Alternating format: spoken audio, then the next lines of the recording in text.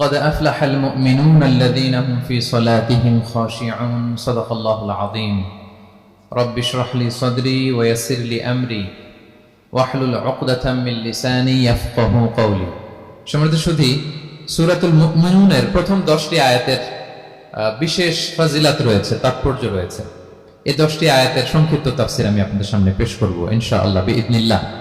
তো সূরাতুল মুমিনুন, আল্লাহ দেখেন মুমিনদের নামে সূরা দিয়েছেন সূরাতুল মুমিনুন, আবার কাফিরদের নামেও একটা সূরা ডেডিকেট করেছেন। সূরাটার নাম কি বলেন তো? সূরাতুল কাফিরুন।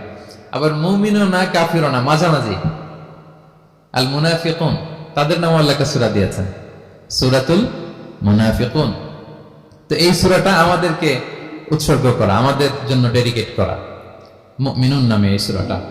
এই সূরাটা নাজিলের একটা প্রেক্ষাপট আছে, যেটাকে আরবিতে শানে নুজুল বলে। ওটা বলে আমি মূল ব্যাখ্যা বা আলোচনার দিকে চলে যাচ্ছি। সম্মানিত সুধী, রাসূলুল্লাহ সাল্লাল্লাহু আলাইহি ওয়াসাল্লামের কাছে আল্লাহ তাআলা যে কোরআন নাজিল করেছেন, এই কোরআন যেটা লেটেস্ট ভার্সন অফ রেভিলেশনের সর্বশেষ ভার্সন, এটা আল্লাহ তাআলা বিষ্ণু ঈসা ইসলামের কাছে নানাভাবে নাজিল করতেন। কোরআন নাজিল হওয়ার অনেকগুলো পদ্ধতি ছিল, সবসময় একইভাবে কোরআন আসতো না। কখনো কখনো কোরআন আসতো মিসলা সলসালাতিল জাওয়াজ, আমরা ঘন্টা যখন বাজাই যে বিকট শব্দ হয়, এরকম বিকট আওয়াজে মাঝে মাঝে কোরআন নাজিল হতো। আপনাদের মনে থাকবার কথা, বাংলাদেশে আমরা যখন প্রাইমারি স্কুলে পড়তাম বা হাই স্কুলে পড়তাম, ঘন্টা শেষ হলে, একটা ক্লাস শেষ হলে দপ্তরি কি করতো বলেন তো? হ্যাঁ, দিত না? মনে পড়ে? পিকচারাইজেশন হচ্ছে? আচ্ছা, প্রচন্ড আওয়াজে ওই বেলের মধ্যে বাড়ি দিত। তখন আমরা বুঝতাম কি একটা ঘন্টা হয়েছে। এক ক্লাস শেষে একটা দিত, 2 ক্লাস শেষে 2টা, ক্লাস যখন সব শেষ তখন অনেকগুলো দিত, তো বুঝতাম যে ছুটি আমাদের। এরকম রিঙ্গিং বেল যদি বাজানো হয়, ঘন্টা বাজানো হয়, এটার যেরকম বিকট শব্দ, এরকম বিকট আওয়াজে মাঝে মাঝে কোরআন নাজিল হতো। রাসূল সাল্লাল্লাহু আলাইহি ওয়াসাল্লাম বলেন, এই প্রসেসে কোরআন রিসিভ করা আমার জন্য বড্ড কষ্টকর ছিল। আমাদের আয়েশা রাদিয়াল্লাহু তাআলা আনহা বলেন, প্রচন্ড শীতের রাতে আমরা কাঁপতাম শীতে, আর বিষ্ণু সাল্লাল্লাহু আলাইহি ওয়াসাল্লাম ঘামতেন। ওয়া ইন্না জাবিনাহু লা ইয়াতাফাসসাদু আরাকান, আমরা শীতে কাঁপতাম, কম্বল জড়িয়ে রাখতাম, আর বিষ্ণু নবীর কপাল বেয়ে ঘাম ঝরতো। সুবহানাল্লাহ বিহামদি। এভাবে তিনি কষ্ট করে কোরআন রিসিভ করেছেন। এটা একটা পদ্ধতি। আরেকটা পদ্ধতি হচ্ছে মিসলা দাবিয়া সাউতিন নাহাল, মৌমাছির ভন ভন শব্দের মতো কোরআন নাজিল হতো। যখন নাজিল হতো, রাসূল সাল্লাল্লাহু আলাইহি ওয়াসাল্লামের মুখের সামনে, চেহারার সামনে মৌমাছি ভন ভন করলে যেরকম সাউন্ড, এরকম একটা সাউন্ড হতো। এটা সাহাবারা কাছাকাছি যারা থাকতেন ওনারা উইটনেস করেছেন অনেকবার। আজকের এই আলোচনাটা এটার সাথে প্রাসঙ্গিক, আমি বলবো আপনাদেরকে। 2টা পদ্ধতি গেল। আরেকটা পদ্ধতি হচ্ছে মিন ওয়ারাই হিজাব, পর্দার অন্তরাল থেকে সরাসরি আল্লাহ কথা বলতেন, রাসূল সাল্লাল্লাহু আলাইহি ওয়াসাল্লাম শুনতো। এটা কেবল একবারই হয়েছে, মেরাজের রাতে।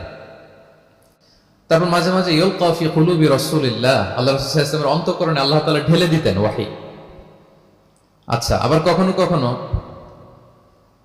জিবরাইল আলাইহিস সালাম ওনার মূল আকৃতিতে ওহী নিয়ে আসতেন। ওনার যে বিসূরাতিহিল আসলিয়া, জিবরাইল আলাইহিস সালামের যে মূল সূরাত, এই সূরাতে আসতেন। এই সূরাতে রাসূল সাল্লাল্লাহু আলাইহি ওয়াসাল্লাম জিবরাইল আলাইহিস সালামকে জীবনে 2বার দেখেছিলেন। একবার ওই যে হেরা গুহার ওখানে দেখেছিলেন, আর একবার সেই সিদরাতুল মুনতাহা মেরাজের রাতে দেখেছিলেন। 600 পাখা মেলে বিশাল আকৃতি নিয়ে পুরো দিগন্ত বিস্তৃত করে জিবরাইল আলাইহিস সালাম নেমে আসতেন। 2বার এভাবে রাসূল সাল্লাল্লাহু আলাইহি ওয়াসাল্লাম দেখেছিলেন। এভাবে কোরআন নাজিল হতো। আবার কখনো কখনো রাসূল সাল্লাল্লাহু আলাইহি ওয়াসাল্লাম এই যে হিউম্যান শেপে, মানুষের আকৃতিতে আসতেন, দেখতে মানুষের মতো লাগতো। মানুষের আকৃতিতে জিবরাইল আলাইহিস সালাম এসে কোরআন পৌঁছে দিয়ে যেতেন। বিষ্ণু সাল্লাল্লাহু আলাইহি ওয়াসাল্লাম বলতেন, এই প্রসেসে ওহী রিসিভ করা আমার জন্য সবচেয়ে সহজ ছিল। এটা তো খুব স্বাভাবিক, ন্যাচারাল, যে একজন মানুষ এসে আমার সাথে কথা বললে, মানুষ মানুষের সাথে কথা বলবে, এটা তো খুব ফ্লেক্সিবল হবে, কমফোর্টেবল হবে। বাকি পদ্ধতিগুলো রাসূল সাল্লাল্লাহু আলাইহি ওয়াসাল্লামের জন্য কঠিন ছিল। এবং এই সূরাতে যখন জিবরাইল আলাইহিস সালাম আসতেন, তখন দিহিয়াতুল কালবি আল আনসারী নামে এক সাহাবীর সূরাতে আসতেন। ওনার তওবাটা আল্লাহর কাছে খুব পছন্দ হয়েছিল। জাহিলি যুগে অনেক কন্যা সন্তানকে তিনি জীবিত প্রচিত করেছিলেন। পরে একবার এমন রিপেন্টেন্ট হলেন, অনুতপ্ত হলেন, অনুশোচনায় পড়ে আল্লাহর কাছে এমন কান্না করলেন, আর অনুশোচনার চোখের পানি আল্লাহ বড্ড পছন্দ করেন। অনুতপ্ত বান্দা যখন অনুতপ্ত হয়ে কাঁদে, তার চোখের পানি তার চোখ বেয়ে, নাক বেয়ে জমিনে ড্রপ করার আগে আল্লাহ বান্দাকে মাফ করে দেয়। তো আল্লাহর কাছে এত পছন্দনীয় হয়েছিলেন, মানুষের সূরাতে আসে, ওনার সূরাতে এসে তিনি কোরআন দিয়ে যেতেন বিষ্ণু সাল্লাল্লাহু আলাইহি ওয়াসাল্লামকে। তো মুসনাদে আহমদ ইবনে হাম্বল একটা হাদিস এসেছে, ওমর ফারুক রাদিয়াল্লাহু তাআলা আনহু এই হাদিসটা বর্ণনা করেন। তিনি বলেন যে আমরা একবার বিষ্ণু ইসলামের পাশে বসা, হঠাৎ সামিআনা দাবিয়া সাউতিন নাহাল, মৌমাছির ভনভন ভনভন শব্দ শুনতে পেলাম, কিন্তু তাকিয়ে দেখি কোনো মৌমাছি নাই। তখন বুঝলাম যে রাসূল সাল্লাল্লাহু আলাইহি ওয়াসাল্লাম ওহী রিসিভ করছেন। কি রিসিভ করছেন? ওহী রিসিভ করছেন। ঠিকই রাসূল সাল্লাল্লাহু আলাইহি ওয়াসাল্লাম কিবলামুখী হলেন, ফাস্তাকবালাল কিবলা। অনেকক্ষণ তিনি চুপ করে গম্ভীর হয়ে বসে থাকলেন, ওহী রিসিভ করলেন। এরপর সাহাবাদের দিকে তাকিয়ে উনি হেসে দিলেন, হেসে বললেন, এইমাত্র সূরাতুল মুমিনুনের প্রথম 10টা আয়াত আমার উপর নাজিল হয়েছে, এবং এই 10টা আয়াতে মুমিনদের 7টা বিশেষ বৈশিষ্ট্যের কথা বলা হয়েছে। মান আকামা হুন্না দাখালাল জান্নাহ, যেই 7টা বৈশিষ্ট্য নিজের মধ্যে ধারণ করবে সে আল্লাহ জান্নাতের ওয়ারিস হয়ে যাবে। এবং এই আয়াতগুলো বলে আল্লাহ তাআলা সবশেষে এমনটাই বলেছেন যে উলাইকা হুমুল ওয়ারিসুন আল্লাযীনা ইয়ারিসুনাল ফিরদাউসা হুম ফিহা খালিদুন। যারা এই 7টা বৈশিষ্ট্য নিজের মধ্যে ধারণ করবে তারা জান্নাতুল ফিরদাউসের ওয়ারিস হয়ে যাবে, উত্তরাধিকার হয়ে যাবে। ওয়ারিস বুঝেন তো না? ওয়ারিস, ওয়ারিস মানে হচ্ছে আপনি বাবার কাছ থেকে ইনহেরিটেন্স হিসেবে যেটা পেলেন। বাংলাদেশে দেখবেন যে অনেক জমি জমার মধ্যে প্লটের মধ্যে সাইনবোর্ড দেয়া থাকে যে ক্রয় সূত্রে এই জমির মালিক অমুক, বায়না সূত্রে এই জমির মালিক অমুক, তারপর ওয়ারিস সূত্রে এই জমির মালিক আব্দুর রহমান, লেখা থাকে না এরকম? ওয়ারিস সূত্রে মানে এটা উনি কিনে নাই, এটা ওনার কার কাছ থেকে? বাবার কাছ থেকে পেয়েছেন, উত্তরাধিকার সূত্রে পেয়েছেন। তো দেখেন আল্লাহ তাআলা এই শব্দটাই, লিটারালি এই শব্দটাই ব্যবহার করেছেন যে আল্লাযীনা ইয়ারিসুনাল ফিরদাউসা হুম ফিহা খালিদুন। বিশ্বাসীরা যদি এই 7টা গুণ নিজের মধ্যে ধারণ করে তাহলে বাবার সম্পদে সন্তানের জন্য ভাগ থাকে, সে ওয়ারিস হয়। আমার এই উম্মতেরা, আল্লাহর এই বান্দারা জান্নাতুল ফিরদাউসের ওয়ারিস হয়ে যাবে। তো বলেন, আমরা জান্নাতুল ফিরদাউসের ওয়ারিস হতে চাই কি চাই না? চাই, সবাই চাই। হ্যাঁ বলেন বলেন, চাই তো? ইনশাআল্লাহ ইনশাআল্লাহ, আল্লাহুম্মা জাআলনা মিনহুম। তোমরা তাহলে শুনি আল্লাহ তাআলা কি বৈশিষ্ট্যের কথা বললেন যেগুলো ধারণ করলে আমরা জান্নাতুল ফিরদাউসের ওয়ারিস হব। আম্মা জান আয়েশা রাদিয়াল্লাহু তাআলা আনহাকে সাহাবারা জিজ্ঞেস করতেন যে আম্মা জান কাইফা কানা খুলুকু রাসূলিল্লাহ, আল্লাহ রাসূল সাল্লাল্লাহু আলাইহি ওয়াসাল্লামের আচরণ কেমন ছিল? তিনি বলতেন কানা খুলুকুহু আল কুরআন, রাসূল সাল্লাল্লাহু আলাইহি ওয়াসাল্লামের আচরণ ছিল কোরআনের মতো আচরণ। উম্মে সালামা রাদিয়াল্লাহু তাআলা আনহা, আমাদের আরেক আম্মা জান, ওনাকে জিজ্ঞেস করা হলে উনি বলতেন রাসূল সাল্লাল্লাহু আলাইহি ওয়াসাল্লাম যখন রাস্তা দিয়ে হেঁটে যেতেন কাআন্নাল কুরআনা ইয়ামশি আলাল আরদ, মনে হতো লিভিং কোরআনটা রাস্তা দিয়ে হেঁটে যাচ্ছে। তো সাহাবারা যখন আরো ইন ডিটেইল জানতে চাইলেন তখন আম্মা জান আয়েশা বললেন, তোমরা সূরা মুমিনুনের প্রথম 10 আয়াত পড়ো, এই 10 আয়াতে যা যা আল্লাহ বলেছেন এটাই ছিল খুলুকু রাসূলিল্লাহ, এটাই ছিল বিশ্বনবীর আচরণ। তো আসুন আমরা দেখি রাসূল সাল্লাল্লাহু আলাইহি ওয়াসাল্লামের আচরণ কেমন ছিল এবং কোন বৈশিষ্ট্যগুলো থাকলে আল্লাহ তাআলা আমাদেরকে জান্নাত দিয়ে ধন্য করবেন। সূরাতুল মুমিনুনটা আল্লাহ তাআলা শুরু করছেন ক্বাদ আফলাহাল মুমিনুন আল্লাযীনা হুম ফি সালাতিহিম খাশিউন, অর্থাৎ সফল হয়েছে তারা, ঈমান এনেছে যারা। প্রথম আয়াতের অর্থ হচ্ছে ক্বাদ আফলাহাল মুমিনুন, বিশ্বাসীরাই সফল হয়েছে। আল্লাহ তাআলা সফলতার মানদণ্ড এখানে ফিক্স করেছেন, ক্রাইটেরিয়া ফিক্স করেছেন ঈমান, বিশ্বাস, যেটা সবচাইতে দামি। সবচাইতে দামি কি? ঈমান, সবার উপরে ঈমান। এজন্য যারা ঈমান এনেছে আল্লাহর উপর, যারা বিশ্বাস স্থাপন করেছে তারাই সফল হয়েছে। তো এই বিশ্বাসীদের কিছু গুণাবলী থাকতে হবে, কিছু ফিচার থাকতে হবে, তবেই তারা জান্নাতের ওয়ারিস হবে। সেগুলো কি আল্লাহ শুরু করছেন। আল্লাহ বললেন প্রথম বৈশিষ্ট্য হচ্ছে আল্লাযীনা হুম ফি সালাতিহিম খাশিউন। 7টা বৈশিষ্ট্যের প্রথমটা বলতেছি, যারা সফল হয়েছে বিশ্বাসীরা, ওই বিশ্বাসীরা যারা তাদের সালাতে বিনয়াবনত থাকে, বিনম্র থাকে। সালাত যখন আদায় করে তারা খুশু খুদুর সাথে সালাত আদায় করে, এটা হচ্ছে প্রথম বৈশিষ্ট্য, বিনয়ের সাথে। খুশু খুদু মানে হচ্ছে অন্তরের একাগ্রতা এবং অঙ্গ প্রত্যঙ্গের একাগ্রতা। খুব সহজে আপনার অন্তরটাও থাকবে, এখানে আল্লাহর ভয় থাকবে, একাগ্র চিত্তে আপনি আল্লাহকে স্মরণ করবেন, আবার অঙ্গ প্রত্যঙ্গগুলো ঠিক থাকবে, এগুলো নড়াচড়া করবে না। আমরা অনেকে সালাতে দাঁড়ালে খুব বেশি নড়াচড়া করি, সালাতে কিন্তু খুব বেশি মুভমেন্ট করা যায় না, এটা নিষেধ। খুব জরুরি প্রয়োজন ছাড়া মুভমেন্ট করা নিষেধ। আল্লাহ বললেন আল্লাযীনা হুম ফি সালাতিহিম খাশিউন, প্রথম বৈশিষ্ট্য হচ্ছে যারা তাদের সালাতে বিনয়াবনত থাকবে, একাগ্র চিত্তে সালাত আদায় করবে। এতটা একাগ্র চিত্তে তারা অন্তরের মধ্যে এই উপলব্ধি ধারণ করবে যে আমি যে ইবাদত করছি এটা আল্লাহ দেখছেন, Allah is watching me, Allah is observing me, Allah তাআলা সরাসরি দেখছেন। এবং রাসূল সাল্লাল্লাহু আলাইহি ওয়াসাল্লাম এটাই বলেছেন যে আনতা আবুদাল্লাহা কাআন্নাকা তারাহু ফাইন লাম তাকুন তারাহু ফাইন্নাহু ইয়ারাক, এমন ভাবে ইবাদত করো মনে করো যে তুমি আল্লাহকে দেখছো। আর এটা যদি ভাবতে, এই উপলব্ধি আনতে যদি কষ্ট হয় তাহলে অন্তত এতটুকু তো ভাবো যে আল্লাহ তোমায় দেখছেন, আল্লাহ আমাকে দেখছেন। এই ভাবনাটা অন্তরে আনা যায় না? চাইলেই আনা যায়। আমরা যেন এই উপলব্ধিটা নিজেদের মধ্যে রিয়েলাইজেশনটা বিল্ড আপ করার চেষ্টা করি যে আমি যে মুসল্লায় দাঁড়ালাম, এই যে আমি কিয়ামুল লাইল করতেছি, এই যে তারাবিতে আমি বিশ্বঘাত পড়তেছি লম্বা সময় ধরে, আল্লাহ কিন্তু দেখছেন। আমার সিজদা, আমার রুকু, এগুলো আল্লাহ তাআলা সরাসরি কি করছেন? দেখছেন। এই ফিল নিয়ে যদি আপনি সালাতে দাঁড়ান, এটা হচ্ছে খুশু খুদু। সাহাবারা এতটা বিনয়াবনত ভাবে একাগ্র চিত্তে নিমগ্ন হয়ে সালাতে প্রবেশ করতেন, মরুভূমির মাঝখানে ওনারা সালাত পড়ার সময় মাঝে মাঝে মরুভূমির পাখি এসে ওনাদের কাঁধে বসে যেত, মাথায় বসে যেত। পাখিগুলো মনে করতো এগুলো হয়তো খেজুর গাছ টাছ কিছু একটা হবে। কি হবে? খেজুর গাছ হয়তো হবে। আবার যখন রুকুতে যেতেন, পাখি উড়াল দিত। তার মানে কি, খুব বিনয়াবনত ভাবে বিনম্র চিত্তে ওনারা সালাত পার করতেন। তাহলে এটা হচ্ছে প্রথম বৈশিষ্ট্য। প্রিয় ভাইরা, আমরা যেন সালাতে অত্যন্ত বিনয়ের সাথে একাগ্র চিত্তে, with full of solemnity and submission, একটা সাবমিসিভ ভাব যেন আপনার থাকে, যে আপনি নিজেকে সর্বোচ্চ উজাড় করে নিজেকে আল্লাহর কাছে পেশ করছেন। এই অ্যাটিটিউডটা যেন আমাদের নামাজের মধ্যে থাকে। এটা হচ্ছে এক নম্বর বৈশিষ্ট্য, আল্লাযীনা হুম ফি সালাতিহিম খাশিউন, যারা বিনয়াবনত ভাবে থাকে। অনেকে বলে, হুজুর মন বসে না নামাজে আমার। এটা অনেকের প্রশ্ন, অনেকের জিজ্ঞাসা, যে মনটা ধরে রাখতে পারি না, নামাজে দাঁড়ালেই সারাদিন যেটা মনে হয় না ওইটা নামাজে মনে চলে আসে। এরকম হয় না? সারাদিন এটাকে কি জন্য ভাবতেছিলাম মনে নাই, নামাজে দাঁড়ালেই মন চলে আসে। তারপরে মনকে আরবিতে বলে, অন্তরকে বলে কলব। কলব মানে যেটা খুব নড়াচড়া করে, মুভমেন্ট করে, ওইটাই কলব। মন দেখবেন এদিকে ছোটে, ওদিকে ছোটে। ওই যে আমরা ছোটবেলায় একটা গান শুনতাম, গানটা হচ্ছে পাগল মন, মন কেন এত কথা বলে। মানে মন এদিকে ছোটে, ওদিকে ছোটে, মনকে ধরে রাখা বড্ড জটিল, কষ্টকর। তো এটা স্বাভাবিক। অনেকে বলে, হুজুর আমার মন থাকে না নামাজে, একাগ্র চিত্তে নামাজ তো আদায় করতে চায়, কিন্তু মনটাকে ধরে রাখা যায় না। তো কিভাবে এই খুশু খুদু, সাবমিসিভনেস আপনি কিভাবে বাড়াবেন, এটাও বিষ্ণু ইসলাম আমাদেরকে ইনস্ট্রাক্ট করেছেন, গাইড করেছেন। কিভাবে এই খুশুটা আসবে, অন্তরের মধ্যে একাগ্রতা আসবে। এক নম্বর পদ্ধতি হচ্ছে খুশু খুদু বাড়ানোর। সালাতে যখন আপনি দাঁড়াবেন, বিষ্ণু বলেন সল্লু সলাতান মুআদ্দিয়া। বিষ্ণু বলেন, মনে করো যে নামাজটা পড়তেছো এটা হতে পারে তোমার বিদায়ী নামাজ, শেষ নামাজ জীবনের। হতে পারে না? ধরেন যে মাগরিবের সালাত যে আমরা আজকে পড়বো, এমন তো হতে পারে এটাই আমাদের জীবনের শেষ নামাজ। কি বলেন? হতে পারে কি না? পারে। আমরা কে কখন চলে যাব আমাদের তো জানা নাই। তো এই যে মুসল্লায় যখন আমরা দাঁড়াই, তখন কেন আমরা এটা ভাবি না যে it could be the last and final prayer in my life?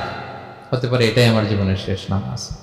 এটা যদি আপনি ভাবতে পারেন, তখন দেখবেন ঠিকই আপনার একাগ্রতা, সাবমিসিভনেস এটা বাড়তেছে। আপনাকে যদি বলা হয় যে আজকে রাত 10টায় তোমার দুনিয়ার সফর শেষ, নতুন স্টেশনে যেতে হবে, আলামুল বারজাকে, তোমার শেষ, তোমার মৃত্যু হয়ে যাবে।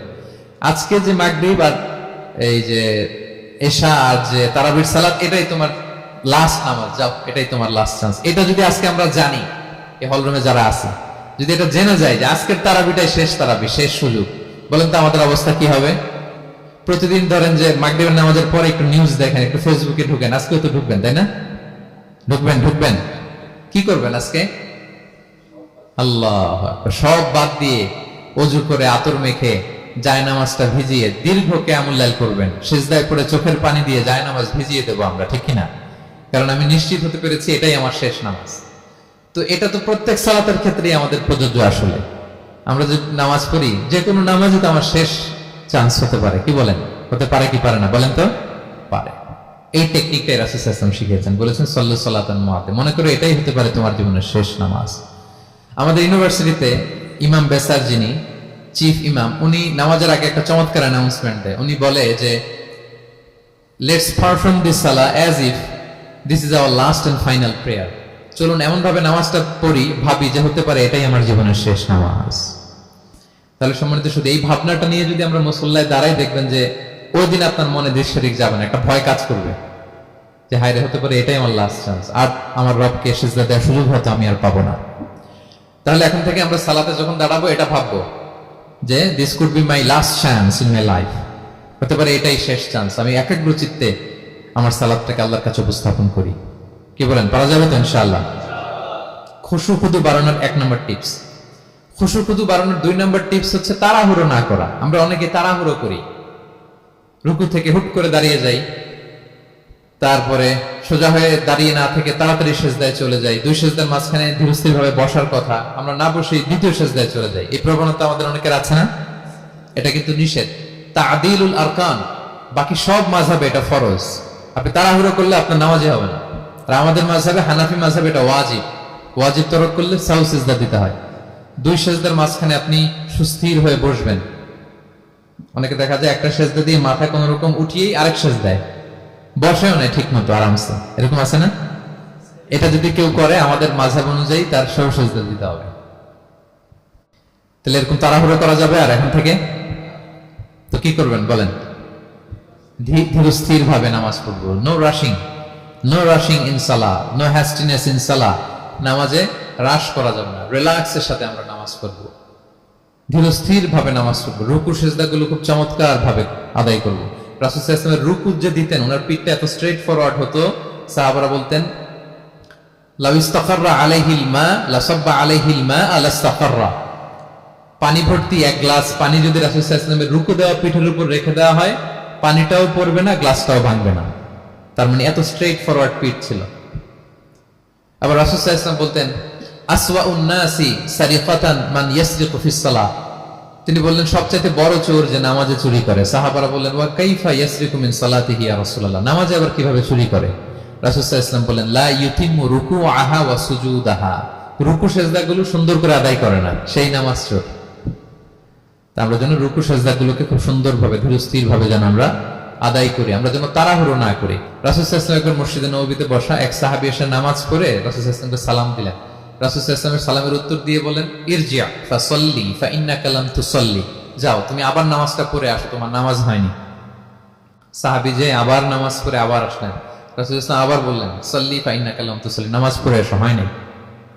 আবার গেলেন, আসলেন, আবার বললেন তুমি নামাজটা পড়ে আসো, হয়নি। এবার তো বেচারা কেঁদে দিয়ে বলে ইয়া রাসূলুল্লাহ লা উহসিনু মিন যালিক, এর চেয়ে ভালো পারি না আমি, আপনি আমাকে শিখিয়ে দেন। রাসূল সাল্লাল্লাহু আলাইহি ওয়াসাল্লাম তখন বললেন যখন নামাজে দাঁড়াবা, ফাতিহা পড়বা আর একটা সূরা মেলাবা, ধীরস্থির ভাবে দাঁড়াবা। যখন রুকুতে যাবা হাত্তা তাতমাইন্না রাকিআন, ধীরস্থির ভাবে রুকু করবা। তুমি তাড়াহুড়ো করেছো, রুকু থেকে যখন সোজা হয়ে দাঁড়াবা ধীরস্থির ভাবে দাঁড়াবা, নাকি তাড়াহুড়ো করবেন? ধীরস্থির ভাবে দাঁড়াবেন, কয়েক সেকেন্ড দাঁড়াবেন, তাসবিহ পড়বেন, এরপরে সিজদায় যাবেন। যখন সিজদায় যাবা হাত্তা তাতমাইন্না সাজিদান, রিল্যাক্স। সালাতের মধ্যে কিভাবে থাকতে হবে? উইথ রিল্যাক্সেশন, রিল্যাক্সের সাথে তুমি সিজদা দিবা। দুই সিজদার মাঝখানে বসে আবার রিল্যাক্স, আবার তুমি ধীরস্থির ভাবে বসবা। এইভাবে পুরো সালাতটা প্রত্যেকটা রাকাত তুমি এভাবে আদায় করবে। তার মানে সালাতে তাড়াহুড়ো করতে বিষ্ণু ইসলাম নিষেধ করেছেন। এমনকি অনেক সময় আমরা রুকু পাবো না বলে দৌড়ে যে সালাতে অংশগ্রহণ করি, এটাও নিষেধ করেছেন। আমরা অনেক সময় এরকম করি না?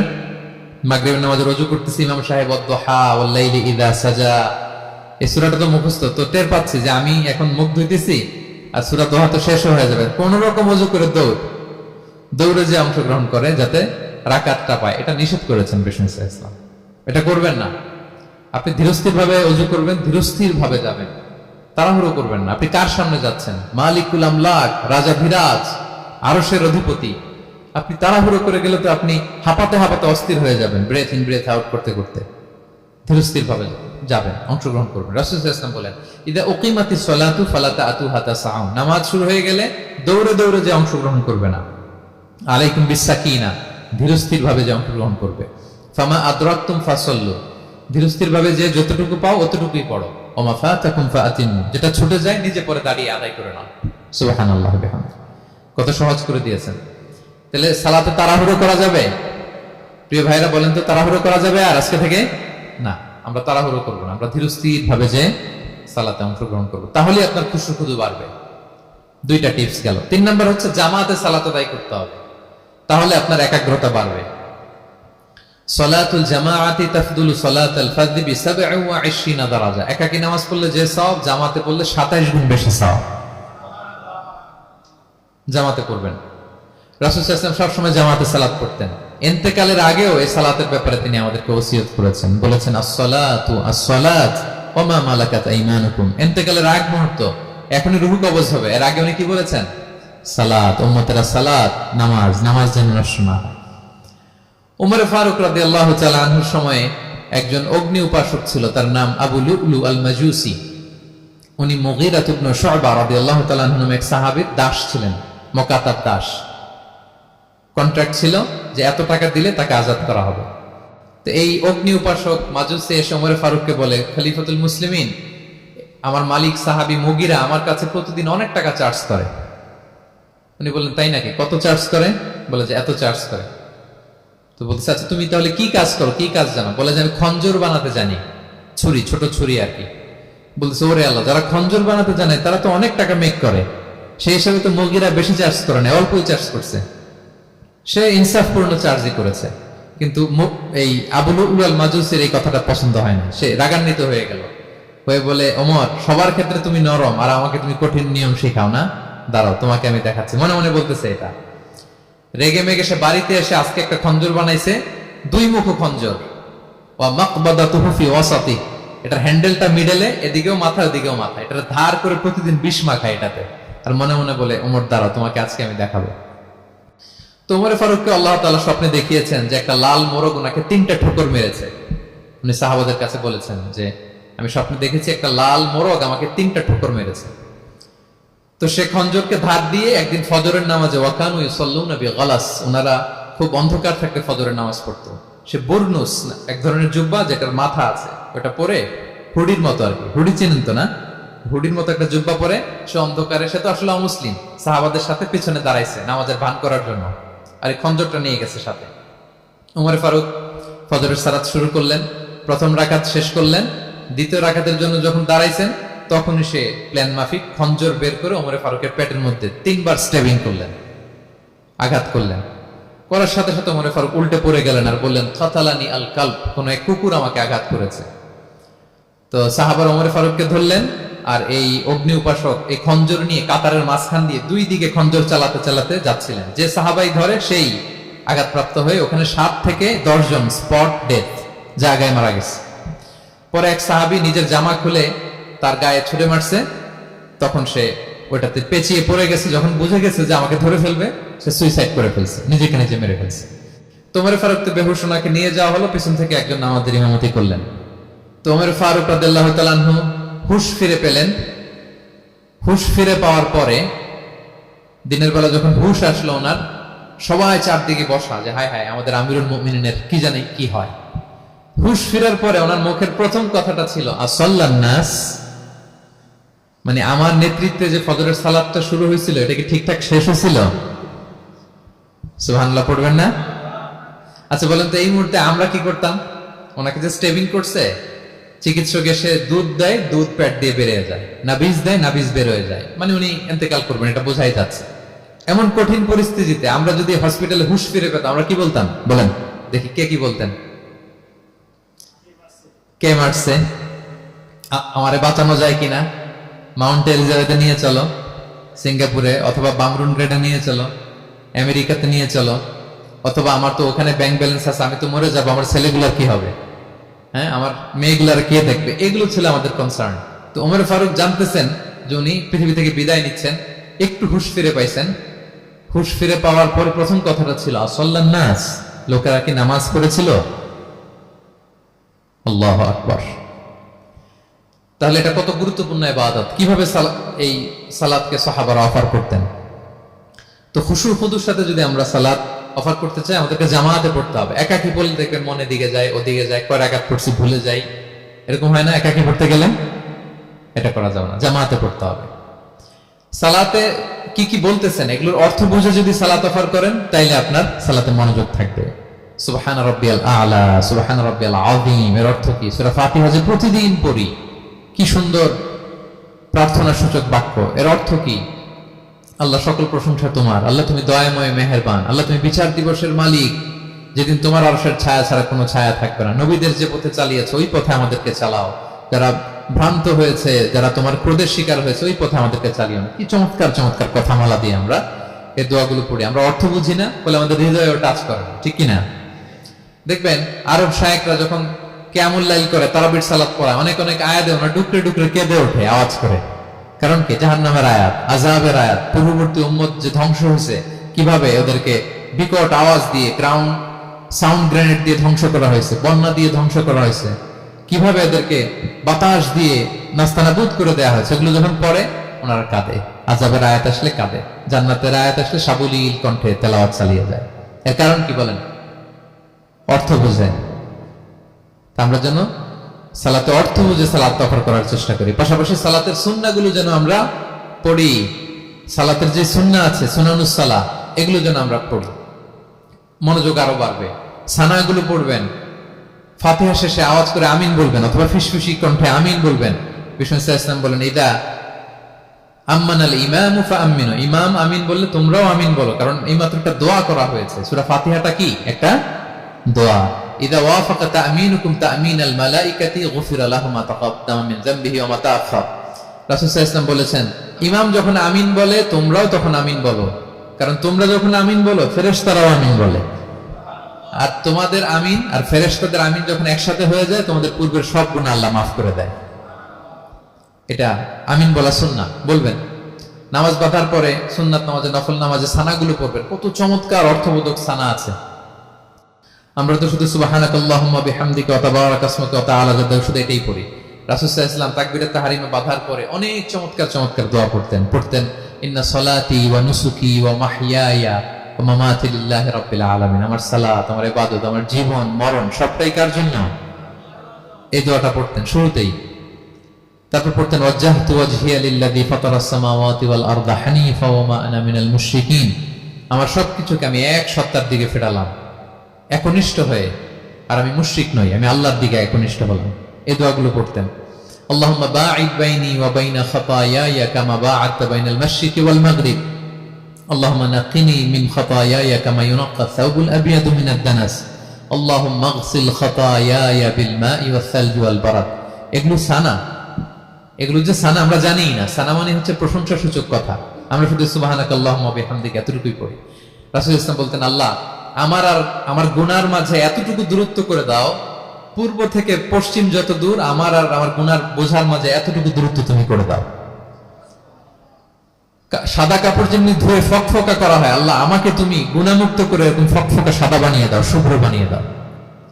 আল্লাহ আমাকে তুমি বরফ দিয়ে, ঠান্ডা পানি দিয়ে, তুষারপাত দিয়ে ধুয়ে আমার গুনাহগুলো তুমি পরিষ্কার করে আমাকে তুমি নিষ্পাপ করে দাও। এগুলো বলে এরপরে আলহামদুলিল্লাহ রাব্বিল আলামিন সূরা ফাতিহা শুরু করতেন। সালাম ফিরানোর আগে বিষ্ণু সাল্লাল্লাহু দোয়া মাসুর পড়তেন। কত চমৎকার মাসুর দোয়া আছে।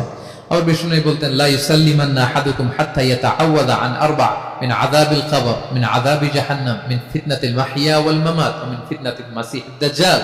আমার কোন উম্মত যেন সালাম ফিরানোর আগে এই চারটা জিনিস থেকে পানাহ চাওয়া ছাড়া যেন সালাম না ফিরায়। একটা কি? আল্লাহ তুমি জাহান্নামের আযাব থেকে বাঁচাও, আল্লাহ তুমি কবরের আযাব থেকে বাঁচাও, আল্লাহ জীবন মরণের ফিতনা থেকে বাঁচাও, আল্লাহ তুমি দাজ্জালের ফিতনা থেকে বাঁচাও। পড়েন আমিন। তো এত এঙ্গেজমেন্ট যদি আপনার নামাজে থাকে, আপনার মন এদিক সেদিক যাবে? হ্যাঁ, আপনি অর্থ খেয়াল করতেছেন, আযাবের আয়াত আসলে আপনি অশ্রুসিক্ত হচ্ছেন, আপনি দোয়ায়ে মাসুর পড়ছেন, আপনি সানা পড়ছেন, আপনি দীর্ঘ সময় কিয়ামুল লাইল করতেছেন, আপনার মনে এদিক সেদিক ছুটবে? বলেন তো ছুটবে না। এই টিপস গুলো বিষ্ণু সাল্লাল্লাহু আলাইহি ওয়াসাল্লাম শিখিয়েছেন। এগুলো যদি আমরা পালন করি, তাহলে আল্লাযীনা হুম ফি সালাতিহিম খাশিউন, বিনম্র চিত্তে সালাত আদায়কারী হিসেবে আমরা আল্লাহর কাছে পরিগণিত হব। তাহলে প্রথম নাম্বার শর্তটা বুঝতে পারছেন কিভাবে সালাত আদায় করতে হবে? হ্যাঁ, বলেন তো একজন, কি করতে হবে? কিভাবে সালাত? খুশুর সাথে, বিনয়বনত চিত্তে, সাবমিসিভ ভাবে, নাকি তাড়াহুড়ো করবেন? কিভাবে পড়বেন নামাজ? ধীরে সুস্থে, উইথ রিল্যাক্স। দুই নম্বর আল্লাহ বলেন, ওয়াল্লাযীনা হুম আনিল লাগবি মুআরিদুন। এক নম্বরে তো তারা নামাজে যখন দাঁড়ায় ধীর স্থির ভাবে খুশুর সাথে পড়ে। দুই নম্বর হচ্ছে তারা অনর্থক কাজ থেকে বিরত থাকে। অনর্থক কথা, কাজ, এগুলো মুমিনরা বলে না, এগুলো তো জড়ায় না। মিনিংলেস কোন কাজের সাথে বিশ্বাসীদের কোনো সম্পর্ক, অর্থবোধক কাজ, ভালো কাজ, কল্যাণমূলক কাজ, সামাজিক কাজ, মানবতার কল্যাণে যে কাজগুলো আছে এগুলোর সাথে তারা জড়ায়। বিষ্ণু ইসলাম বলেছেন, মিন হুসনি ইসলামিল মারই তারকুহু মা লা ইয়ানি।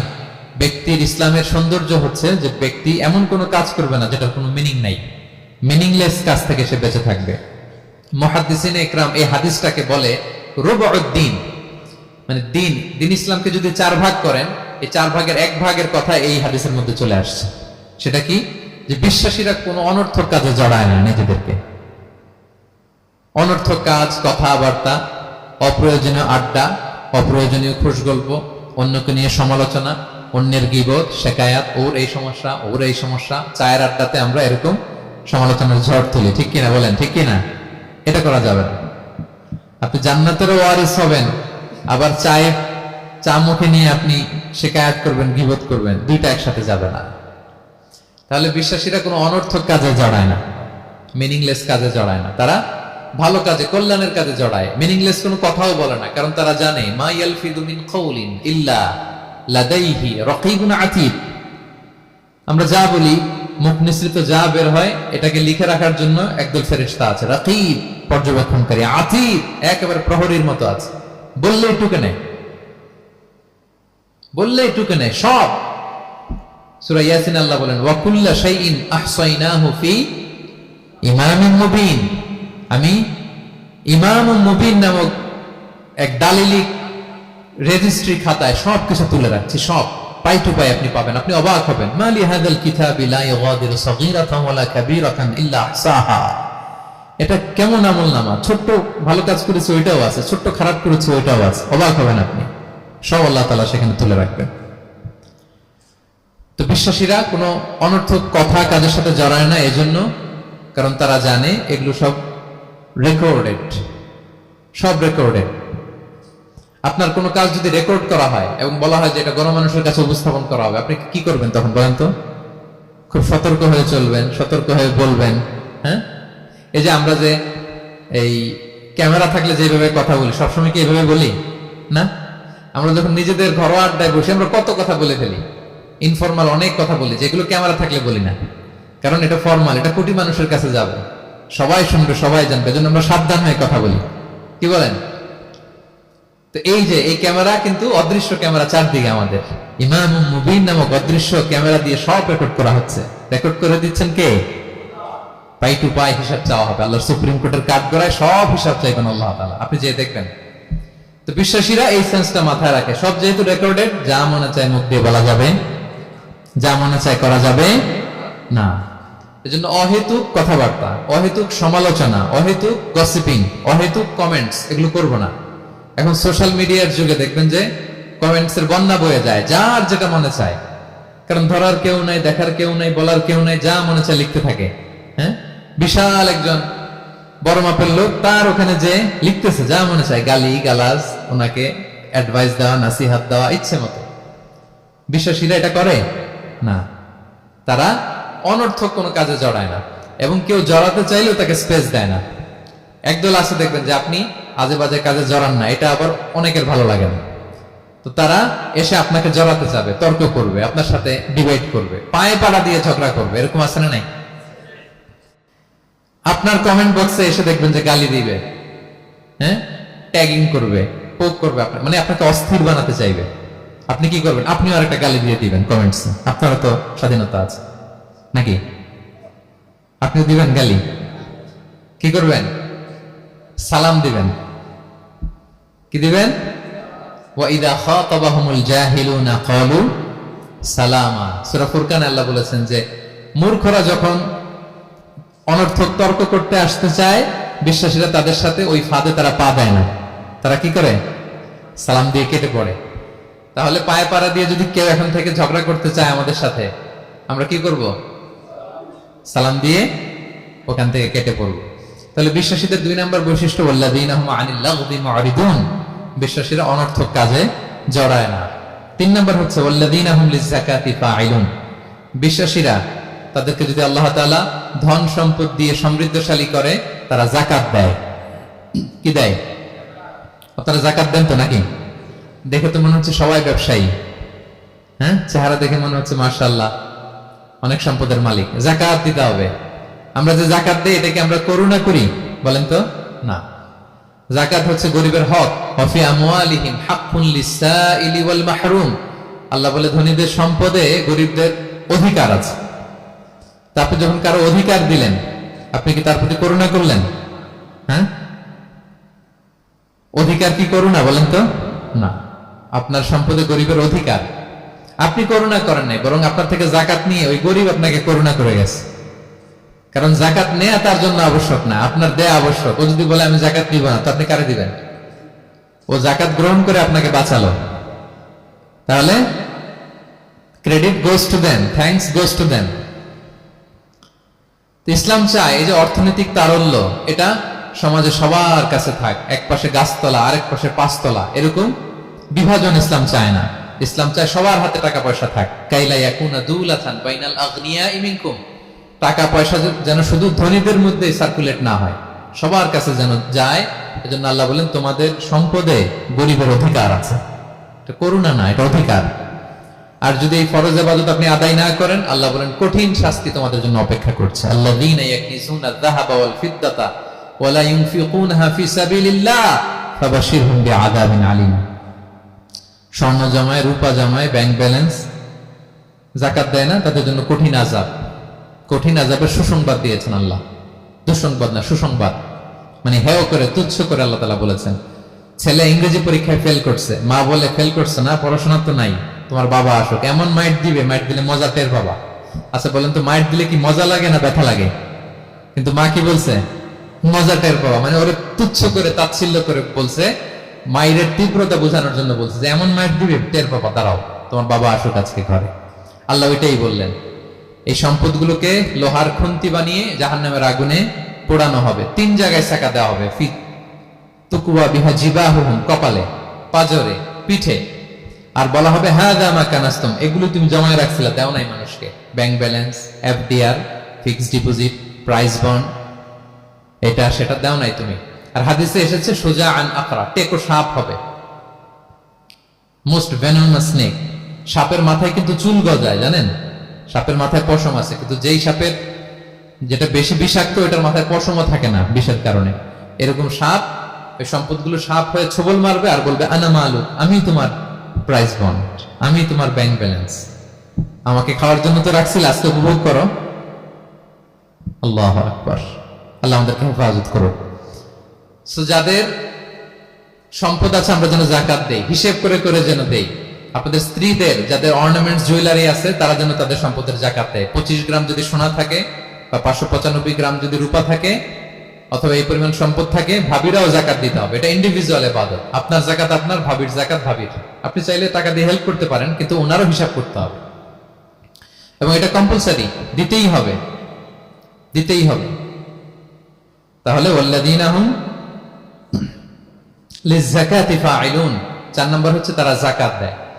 5 নাম্বার 6 নাম্বার আল্লাহ এক আয়াতে বলে ফেলেছেন, ওয়াল্লাযীনা হুম লিআমানাতিহিম ওয়া আহদিহিম রাউন, বিশ্বাসীরা আমানতের হেফাজত করে আর কথা দিলে কথা রাখে। 5 নাম্বার হচ্ছে আমানতের খেয়ানত করে না বিশ্বাসীরা, কারণ আমানতের খেয়ানত করে এটা মুনাফিকের আলামত। ইযা তুমিনা খানা, বিষ্ণু বললেন মুনাফিকদের বৈশিষ্ট্য হচ্ছে ওদের কাছে আমানত রাখলে ওটা আর পাওয়া যায় না পরে। এমন লোক আছে না সমাজে, আমানত রাখলে আর পাওয়া যায় না। তারা কি মুমিন না মুনাফিক বলেন তো? ইন্নাল্লাহা ইয়া'মুরুকুম আন তুআদ্দুল আমানাতি ইলা আহলিহা, আল্লাহ বলেছেন যার আমানত তাকে বুঝিয়ে দাও। বিষ্ণু ঈসা ইসলামকে মক্কার লোকেরা 2টা উপাধি দিয়েছিল, এক হচ্ছে আস-সাদিক, 2 হচ্ছে আল-আমিন। সাদিক মানে সত্যবাদী।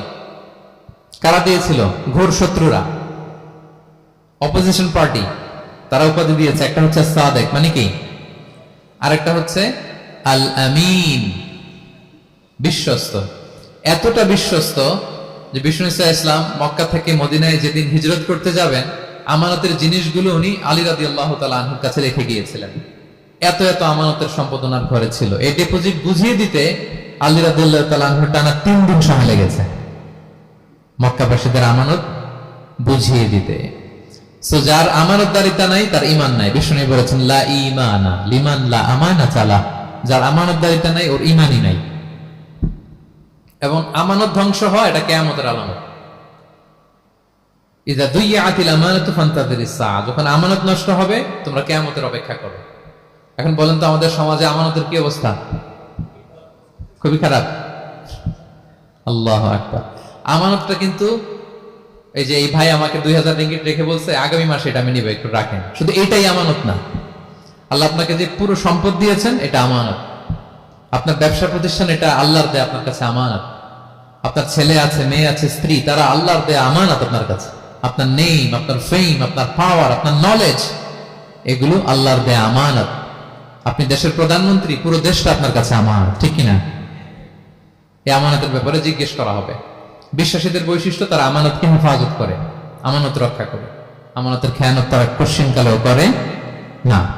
6 নাম্বার হচ্ছে ওয়া আহদিহিম রাউন, বিশ্বাসীরা কথা দিলে কথা রাখে,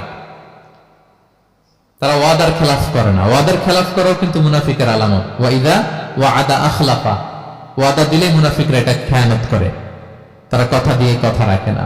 এবং আপনি কাউকে কথা দিয়ে যদি না রাখেন, এরকম প্রত্যেকটা প্রমিস, কমিটমেন্টের ব্যাপারে আপনি জিজ্ঞাসিত হবেন।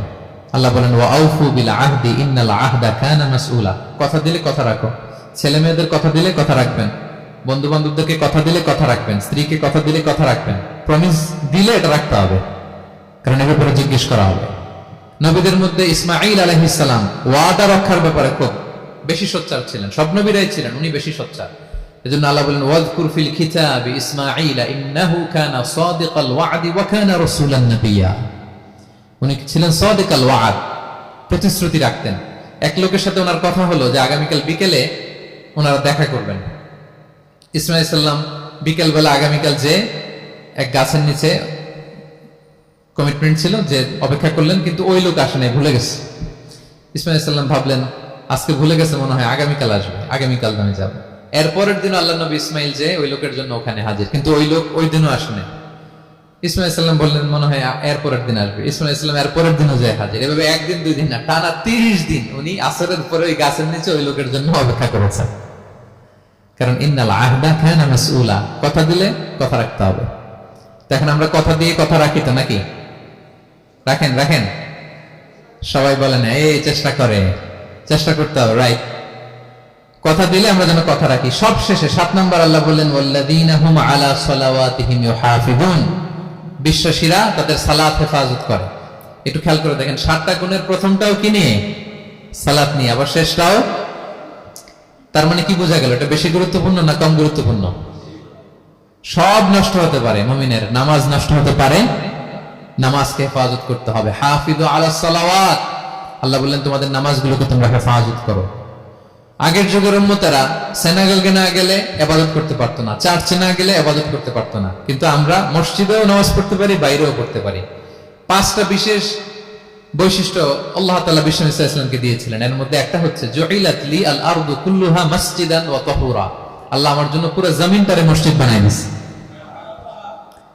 পুরো জমিন, আপনি ফ্লাই করতেছেন, বিমানে পড়তে পারবেন, আপনি সাগরে আছেন, জাহাজে পড়তে পারবেন, আপনি বিকেলবেলা মাঠে আছেন, ওযু থাকলে আল্লাহু আকবার বলে দাঁড়ায় যাবেন, বন্ধুদেরকে নিয়ে যে কোনো জায়গায় নামাজ পড়া যায়, ঠিক কিনা? এই নামাজ নিয়ে কোনো এক্সকিউজ চলবে না। No excuse will be granted that day. দাঁড়িয়ে পড়তে পারেন না, বসে পড়তে হবে, বসে পারেন না তো শুয়ে পড়তে হবে, শুয়ে পারেন না তো ইশারায় পড়তে হবে, ওযুর জন্য পানি নাই তো তায়াম্মুম করে পড়তে হবে, ঠিক কিনা?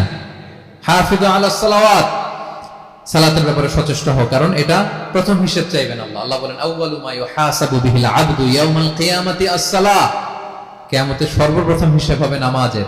আওয়াজ করে বলেন কিসের? ফাইন সালুহাত সালুহা সাইরু আমালি, নামাজের হিসাব যদি সহজ হয় সব সহজ, আর নামাজের হিসাব যদি গন্ডগোল হয় পুরো আমলনামায় গন্ডগোল লেগে যাবে। প্রিয় ভাইরা, তাই আমরা যেন সালাতের ব্যাপারে যত্নবান হই, আমরা যেন খুশু খুজুর সাথে সালাত পড়ি, আমরা যেন অনর্থক কথাবার্তা কাজ থেকে যেন বেঁচে থাকি। আল্লাহ যাদেরকে আমাদেরকে সম্পদ দান করেছেন, আমরা যেন ফরজ যাকাতটুকু আদায় করি, আমরা যেন আমানতের ব্যাপারে সাবধান হই, সচেতন হই, আমানতকে যেন রক্ষা করি, আমরা যেন কথা দিলে কথা রাখি, এবং যে কোনো মূল্যে আমরা যেন সালাতকে হেফাজত করি। আমাদের সব মিস হতে পারে। কাজকে আমরা বলবো যে নামাজ আছে, নামাজকে বলা যাবে না আমার কাজ আছে, ঠিক কিনা বলেন? আওয়াজ করে বলেন ঠিক কিনা? কাজকে কি বলবো আমরা? নাকি নামাজকে বলবেন আমার একটু কাজ আছে? না, আমরা যেন সালাতের ব্যাপারে যত্নশীল হই, সচেতন হই। এই যে 7টা গুণের কথা বললাম, যারা এটার উপর আমল করবে, যারা এটা নিজের মধ্যে ধারণ করবে, আল্লাহ বলেন উলাইকা হুমুল ওয়ারিসুন, এরা ওয়ারিস, আল্লাযীনা ইয়ারিসুনাল ফিরদাউসা হুম ফিহা খালিদুন, তারা জান্নাতুল ফিরদাউসের ওয়ারিস হয়ে যাবে। আমরা যেন এই ভালো গুণগুলো, এই বৈশিষ্ট্যগুলো, এই ফিচার্স গুলো যেন নিজেদের মধ্যে আত্মস্থ করতে পারি, এবং জান্নাতুল ফিরদাউসের ওয়ারিস যেন আমরা হতে পারি। আল্লাহ তাআলা আমাদের সবাইকে কথাগুলো বোঝার ও আমল করার তৌফিক দান করুক। হাযা মা ইনদি ওয়াল ইলমু ইনদাল্লাহি আলাইহি তাওয়াক্কালতু ওয়া ইলাইহি উনীব। আসসালামু আলাইকুম ওয়া রাহমাতুল্লাহি